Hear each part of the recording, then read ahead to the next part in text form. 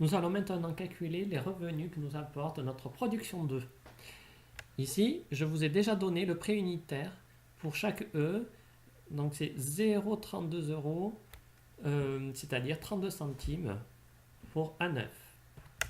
Et également, une fois qu'on aura le total hors taxe de notre production d'œufs, nous allons calculer le total, toutes taxes comprises, total TTC, et je vous donne, pour pouvoir le calculer, la TVA en pourcentage. Il existe plusieurs taux de TVA. Celle que l'on va utiliser ici sera le taux de 5,5%. Bien, je vous ai ici dans ce petit tableau la première ligne est le total d'œufs que nous avons déjà calculé dans le premier petit tableau qui est juste au-dessus. Vous vous souvenez? Et donc nous allons récupérer le total des totaux qui est de 131 œufs. Nous allons transférer ici.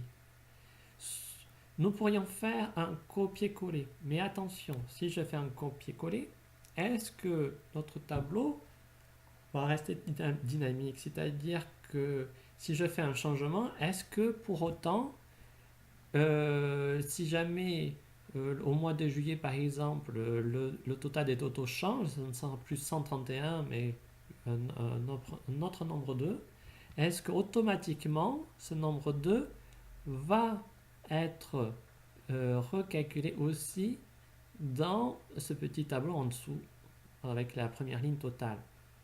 Voilà, ça serait dommage effectivement de devoir faire des copier-coller pour chaque mois, à chaque fois qu'il y a un changement. Voyons, effectivement, si jamais par exemple je clique sur 131 pour faire un copier-coller, voilà, je copier-coller, hop, copier, et je clique pour faire un coller. Ici, donc vous voyez d'ailleurs que il y a une erreur. Ça ne fonctionne pas. Pourquoi? Parce que effectivement le copier-coller a copié la formule de la somme automatique. Et donc, vu que pour pouvoir faire une somme automatique, la formule récupère les totaux qui sont au-dessus du total 131, c'est-à-dire 32, 48, 22, 10, 19, en changeant de cellule, eh bien, ces références 32, 48, 22, 10, 19, Excel ne les trouve plus parce qu'il ne va pas les récupérer directement dans la colonne F, mais il va les récupérer, il va essayer de les chercher juste au-dessus de là où nous avons fait le copier-coller, c'est-à-dire en cellule B11, B10, B9, B8 et B7. Et vous voyez que donc ici il y a des cases vides et puis il y a 31, 4 et 13. Donc ça ne marche pas du tout. Donc nous allons éviter cette méthode. Je supprime cette formule.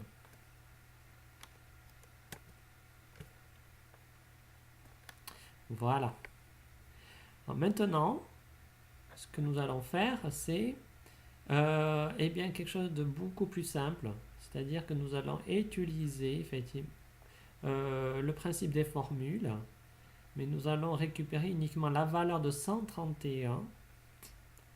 Je ne veux pas écrire à la main 131, parce qu'effectivement, si je tape 131, le jour où le total 131 va changer ici au mois de juillet, sans doute, eh bien, il va falloir que je copie à nouveau à la main le nouveau total. C'est-à-dire, par exemple, si la poule 1 au mois de juillet, eh ben, d'un seul coup, elle a une meilleure production. Allez, je mets 13 œufs au lieu de 7. Paf, ça change le total. Ça fait 137 œufs au total pour le mois de juillet. Vous voyez que ici, j'ai toujours 131 dans le total en dessous.